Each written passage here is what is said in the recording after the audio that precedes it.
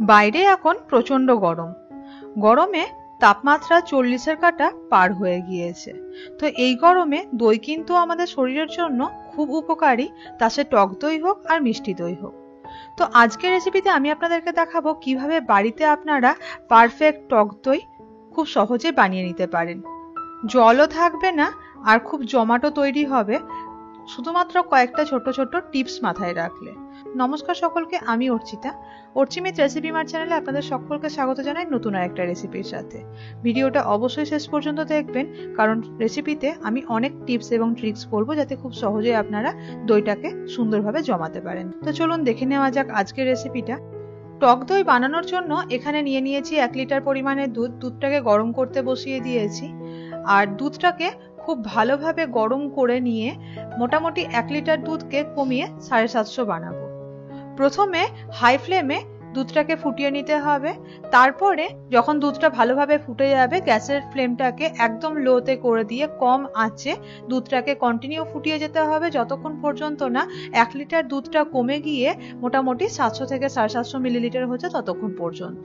আর এরকম ভাবে যখন সর পড়বে, সরটাকে এরকম ভাবে ফাটিয়ে দিয়ে সুন্দরভাবে দুধের সঙ্গে মিশিয়ে দিতে হবে এবং দুধটাকে বেশ পুরু করে নিতে হবে, কারণ দুধটা যতটা পুরু হবে তার উপর ডিপেন্ড করছে দইটা আপনার কতটা জমাট হবে। বাড়িতে টক দই যেমন বানিয়ে নেওয়া খুব সোজা, সেটা সেরকম স্বাস্থ্যের জন্যও খুব উপকারী এবং তার সঙ্গে সঙ্গে বাজারের তুলনায় কিন্তু যথেষ্টই দাম কম পড়ে। তো দুধটাকে এরকম করে বেশ পুরু বানিয়ে নিয়েছি। যেমনটা আগে বললাম, 1 লিটার দুধকে কমিয়ে মোটামুটি আমি 750 মিলিলিটার করে নিয়েছি। তো দুধটা যখন এরকম ভাবে ভালোভাবে ফুটে যাবে এবং পুরু হয়ে যাবে, তখন গ্যাসের ফ্লেমটাকে অফ করে দিতে হবে এবং মোটামুটি মিনিট 20 থেকে 25 মতো দুধটাকে ঠান্ডা করে নিতে হবে। তবে মনে রাখবেন, দুধটা যেন খুব বেশি ঠান্ডাও না থাকে, খুব যেন গরমও না থাকে, হালকা গরম থাকবে এবং একটা আঙুল চুবিয়ে রাখলে সেই আঙুলটা যেন অনেকক্ষণ চুবিয়ে রাখা যায়, গা সওয়া যেন গরম থাকে, সেই রকম অনুযায়ী গরম রাখতে হবে।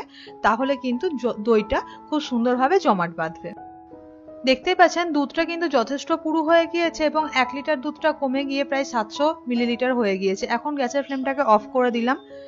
এবার দুধটাকে হালকা ঠান্ডা করে নিতে হবে। আমি ওপর থেকে এখানে একটা ছাঁকনা ঢাকা দিয়ে রেখে দিলাম, আপনারা চাইলে কিন্তু পাতলা সুতির কাপড়ও ঢাকা দিয়ে রাখতে পারেন। এবারে দুধটা ঠান্ডা হয়ে গেলে দেখুন ওপরে কি সুন্দর সর পড়ে গিয়েছে। এবার চলুন দইটা কিভাবে বানায় সেটা আপনাদেরকে দেখাই। দই বানানোর জন্য আপনারা কিন্তু মাটির হাঁড়িও ব্যবহার করতে পারেন বা কোনো একটা কাঁচের বড় বাটিও ব্যবহার করতে পারেন। তো আমার কাছে একটা কাঁচের বড় বাটি রয়েছে, আমি সেখানে দইটা জমাতে দেব। আগে থেকে আমি যে টক দই বানিয়ে রেখেছিলাম, সেই টক দইটাই 2 টেবিল চামচ পরিমাণে নিয়ে সেটাকে খুব ভালোভাবে ফেটিয়ে নিয়েছি।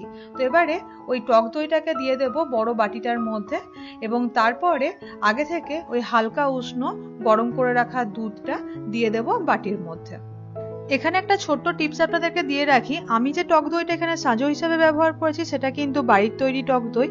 আর আপনারা যদি বাজার থেকে টক দই কিনে এনে বাড়িতে দই বসান, তাহলে কিন্তু লক্ষ্য রাখবেন সেই বাজারের যে দইটা সেটাতে যেন জলের পরিমাণটা কম থাকে, বা যদি জল থাকে সেটা জলটা ছেঁকে নিয়ে তারপর সেই দইটা আপনারা সাজো হিসেবে ব্যবহার করতে পারেন। তো দেখতেই পাচ্ছেন দইয়ের মধ্যে দুধটা দিয়ে দিলাম। এবার খুব ভালোভাবে দইটাকে দুধের সঙ্গে মিশিয়ে দেব এবং মোটামুটি 1 রাত্রির জন্য ফ্রিজে রেখে দেব, যাতে দইটা খুব সুন্দরভাবে বসে যায়। মোটামুটি 12 ঘন্টার পরের দিন সকালে দেখুন আপনাদেরকে দইটা দেখাচ্ছি। দেখতে পাচ্ছেন কতটা জমাট, কতটা চাপ হয়ে দইটা বসেছে। দেখতেই পেলেন আপনারা বাড়িতে টক দই বানানো ঠিক কতটা সোজা। আর যদি আপনারা বাড়িতে টক দই বানান, সেটা স্বাস্থ্যের জন্য কিন্তু খুব উপকারী। একটা চামচ দিয়ে কেটে আপনাদেরকে দেখিয়ে দিচ্ছি। দেখুন দইটা ঠিক কতটা জমাট হয়েছে এবং দইয়ে জলের পরিমাণটা ঠিক কতটা কম, প্রায় নেই বললেই চলে। তাহলে একটা সুন্দর রেসিপি আপনারা পেয়ে গেলেন, সাথে পেলেন অনেক ছোট ছোট টিপস আর ট্রিক্স। আশা করছি রেসিপিটা আপনাদের ভালো লাগলো। এরকম ভাবে টক দই আপনারা বাড়িতে বানান এবং এই গরমে লস্যি হোক বা বিভিন্ন ধরনের দইয়ের রেসিপি বাড়িতে বানিয়ে খান, দেখবেন আপনাদের ভালো লাগবে। রেসিপিটা যদি ভালো লেগে থাকে অবশ্যই আমার চ্যানেলটা সাবস্ক্রাইব করে পাশে থাকবেন এবং এই রেসিপিটা প্রচুর পরিমাণে শেয়ার করে দেবেন, যাতে সবাই এই টিপস এবং ট্রিক্সগুলো জানতে পারে এবং বাড়িতেই টক দই বানাতে পারে। বাইরে প্রচন্ড রোদ গরম, তো সাবধানে থাকবেন, সুস্থ থাকবেন, ভালো থাকবেন। দেখা হচ্ছে নতুন আরেকটা রেসিপির সাথে অন্য একটা ভিডিওয়।